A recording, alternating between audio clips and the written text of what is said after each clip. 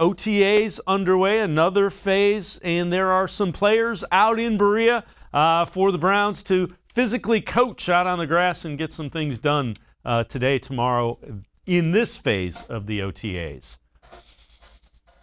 Yes, Miles Garrett gave us a little bit of the sneak preview on Saturday night when he showed that he was boarding the plane and coming up. So there are a number of guys here. Most of them are the defensive guys because, as we know, the defense has been completely overhauled to the point where there will be probably 9 new starters on this defense.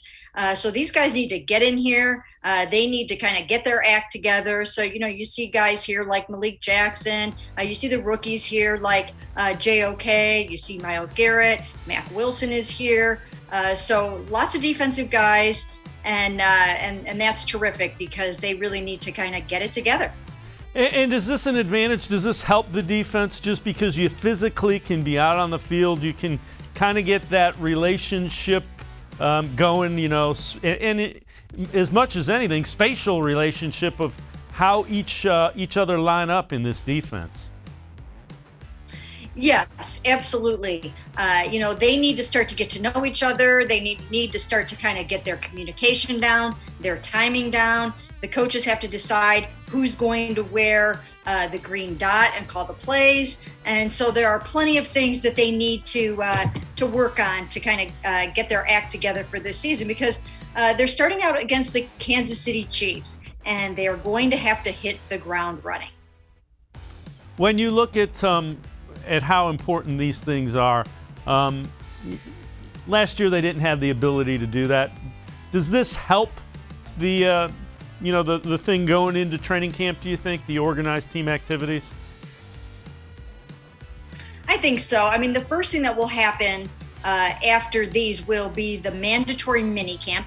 That will happen June 15th through the 17th. So they've got a little bit of time before that to kind of just sort of get to know each other a little bit and start to put some of the installation on the grass. It'll be mostly walkthrough pace. There will be a lot of instruction and things like that. But at least these guys will kind of get the feel for what they need to do. There are a lot of new guys that come from different schemes, and they're learning different terminology, different ways of doing things, emphasizing different things. There are guys playing multiple positions. And I do think that getting the defense here will go a very long way towards being ready not only just for training camp, but also for the mandatory mini camp before that. Yeah, before we wrap up the whole OTA things, with that many new guys, is it just a matter of guys getting to know each other as well and kind of getting a feel for personalities? Is that something that can be an advantage here at the OTAs? Yes, absolutely. These guys have the chance to develop some camaraderie, to go do some things together. We saw that, some of the rookies went up to Cedar Point.